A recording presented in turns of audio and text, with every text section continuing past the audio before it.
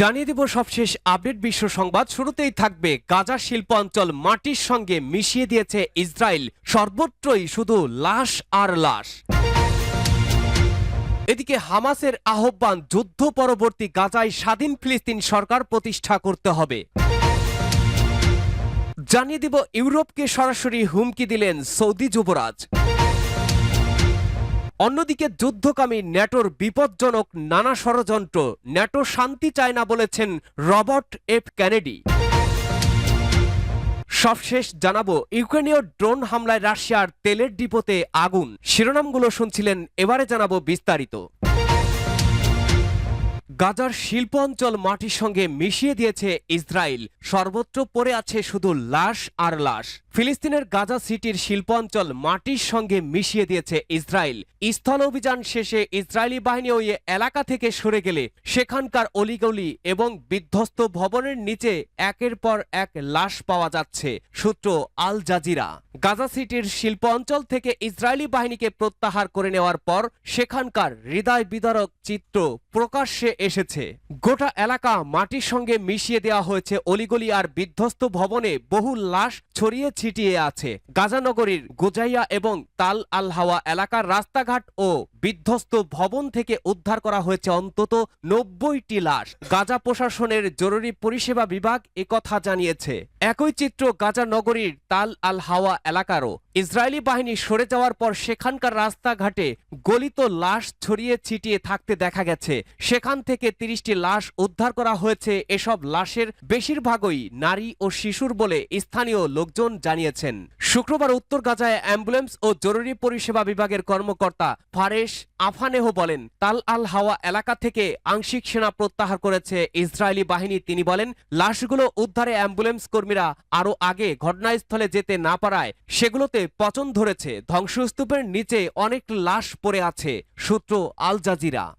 যুদ্ধ পরবর্তী গাজায় স্বাধীন ফিলিস্তিন সরকার প্রতিষ্ঠা করতে হবে হামাসের আহ্বান। ফিলিস্তিনের ইসলামী প্রতিরোধ আন্দোলন হামাসের শীর্ষ পর্যায়ের কর্মকর্তা হোসাম বাদরান বলেছেন, যুদ্ধ অবসানের পর গাজা এবং পশ্চিম তীরে নতুন এবং স্বাধীন নির্দলীয় সরকার প্রতিষ্ঠা হওয়া উচিত। এক বিবৃতিতে তিনি একথা বলেন। কাতার, মিশর এবং আমেরিকার মধ্যস্থতায় ইসরায়েল এবং হামাসের মধ্যে যে পরোক্ষ আলোচনা চলছে সে ব্যাপারে কথা বলেন হামাস নেতা বাদরান। তিনি বলেন, মধ্যস্থতাকারী মাধ্যমে আমরা নির্দলীয় জাতীয় দল সরকার গঠনের প্রস্তাব দিয়েছি, যারা গাজা ও পশ্চিম তীরের দেখভাল করবে। যুদ্ধ পরবর্তী গাজায় প্রশাসন প্রতিষ্ঠা ফিলিস্তিনের অভ্যন্তরীণ ব্যাপার এবং তা নিয়ে হামাস বিদেশি কোনো শক্তি বা গোষ্ঠীর সাথেই আলোচনা করবে না। হামাসের এই কর্মকর্তা ফরাসি বার্তা সংস্থা এএফপিকে বলেছেন, একটি নির্দলীয় সরকারের প্রস্তাব মধ্যস্থতাকারীদের কাছে করা হয়েছিল।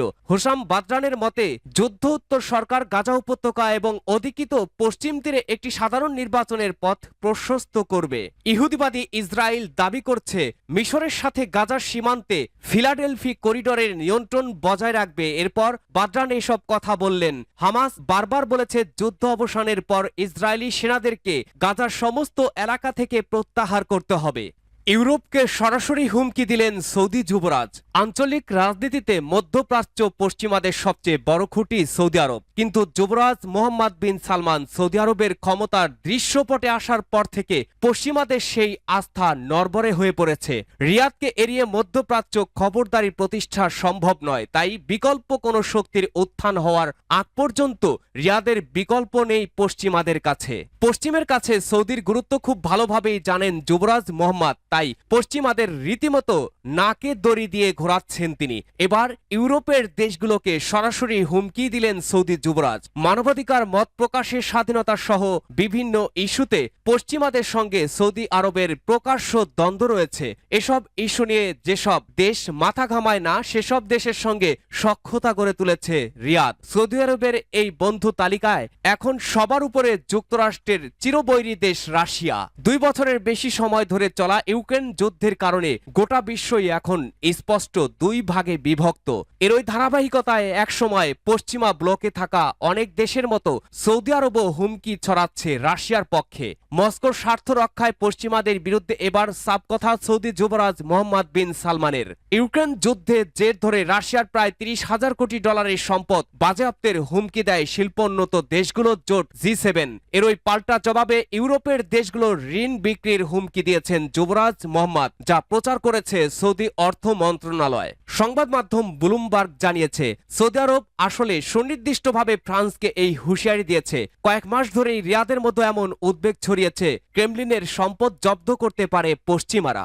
গেল এপ্রিলে পলিটিকো জানায়, চীন ও ইন্দোনেশিয়ার সঙ্গে মিলে সৌদি আরব অনেকটা পরিসরে ইউরোপীয় ইউনিয়নকে বোঝানোর চেষ্টা করেছে যেন রাশিয়ার সম্পদ জব্দ না করা হয়। কিন্তু পশ্চিমাদের টলাতে না পেরে এবার চোখে চোখ রেখে কথা বলতে শুরু করেছে সৌদি। গেল জুনে যুক্তরাষ্ট্র, কানাডা, যুক্তরাজ্য, ফ্রান্স, জার্মানি, ইতালি ও জাপানের সমন্বয়ে গঠিত G7 রাশিয়ার সম্পদ থেকে হওয়া লাভের টাকা থেকে ইউক্রেনকে $50 বিলিয়ন ঋণ দেওয়ার ব্যাপারে একমত হয়। তবে পশ্চিমা দেশে রাশিয়ার কেন্দ্রীয় ব্যাংকে প্রায় $322 বিলিয়ন সম্পদের পুরোপুরি জব্দের বিষয়ের মতো পদক্ষেপ থেকে বিরত থাকে গ্রুপ 7। সৌদি আরবের আশঙ্কা, মানবাধিকার সহ বিভিন্ন ইস্যুতে রাশিয়ার উপরে এখন যে খড়গ নেমে আসছে, একদিন হয়তো পারস্য উপসাগরীয় দেশগুলোর সঙ্গেও এমনটাই করবে পশ্চিমারা। আর তাই খুব দ্রুত বন্ধু হয়ে উঠছে যুবরাজ মোহাম্মদ ও রুশ প্রেসিডেন্ট ভ্লাদিমির পুতিন। তেল রপ্তানিতে নিজের ক্ষতির বিনিময়ে রাশিয়াকে ব্যবসা করার সুযোগ করে দিয়েছেন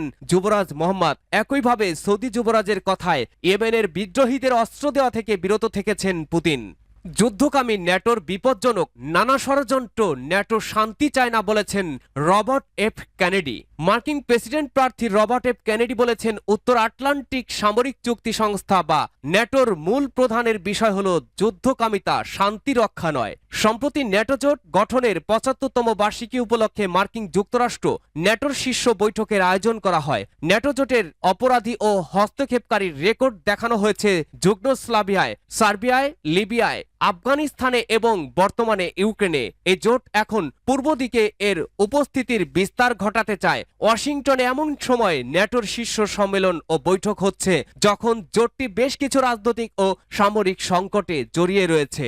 এইসব সংকটের মধ্যে রয়েছে ইউক্রেনের অব্যাহত যুদ্ধ, মার্কিন প্রেসিডেন্ট নির্বাচন এবং ইউরোপে উগ্র ডানপন্থীদের উত্থান। ন্যাটোর মহাসচিব জেন্স স্টলটেনবার্গের মতে, ন্যাটোর সম্প্রসারণ ও অন্য দেশগুলোর জন্য এর খোলা দেওয়ার নীতি একটি সহজ ও সহজ সিদ্ধান্ত নয়, রাশিয়ার সঙ্গে সংঘাতের ভয় ও উদ্বেগের কারণে। ইউক্রেন যুদ্ধের কথা উল্লেখ করে তিনি আরো বলেছেন, এই যুদ্ধ কয়েক প্রজন্মের জন্য সবচেয়ে বড় নিরাপত্তা সংকট, আর এই যুদ্ধে রাশিয়ার বিজয় হবে সবচেয়ে বড় বিপদ ও ব্যয়। এছাড়াও ইউক্রেনের প্রতি ন্যাটোর সমর্থনের বিষয়টিও নানা ব্যয় ও বিপদের সঙ্গে যুক্ত হতে পারে।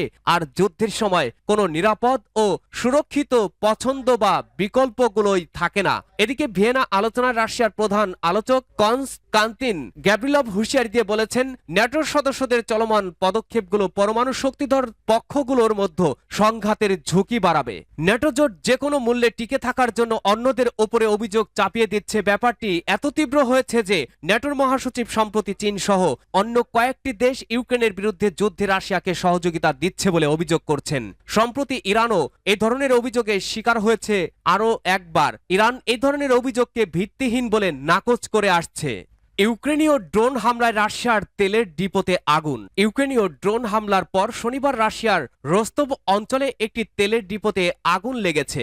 অঞ্চলের গভর্নর ভ্যাসিলি গোলুভেভ টেলিগ্রামে একথা বলেছেন। গোলুভেভ লিখেছেন, ড্রোন হামলার পর সিমলিয়ানোস্কি জেলার একটি পেট্রোল শোধনাগারে আগুন লেগেছে। এতে হতাহতের কোনো ঘটনা ঘটেনি। এলাকাটি যুদ্ধের ফ্রন্ট লাইন থেকে কয়েকশো কিলোমিটার দূরে। এদিকে রাশিয়ার প্রতিরক্ষা মন্ত্রণালয় ঘোষণা করেছে, তারা বাহিনীর 4টি ইউক্রেনীয় ড্রোন ভূপাতিত করেছে। এর 2টি রোস্তভ, একটি ইউক্রেন সংলগ্ন বেলগোরোড অঞ্চলে এবং আরেকটি আরও উত্তরে কুরস্কে।